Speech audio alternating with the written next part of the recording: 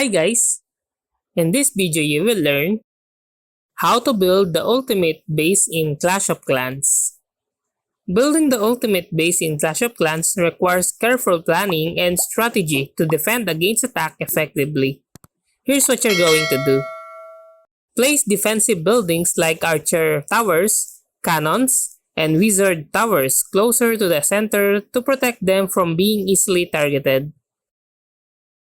Place air defenses evenly across your base to cover all directions from which air attacks might come. Use storages as high hit points buildings to shield them from attackers, placing them behind defenses.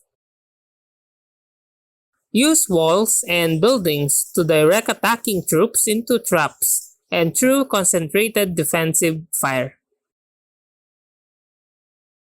Separate sections of your base to slow down attackers and force them into range of your defenses. Upgrading walls are more durable and can buy more time for defenses to eliminate attackers. Place traps where attackers are likely to pat their troops.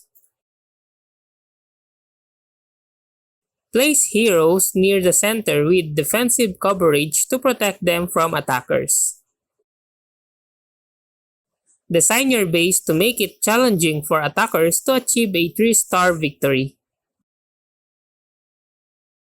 Place clans castles centrally to provide troops that can defend key areas of your base. Prioritize upgrading defensive buildings to increase their damage output and durability. If available, use the guard post troops effectively to slow down enemy troops.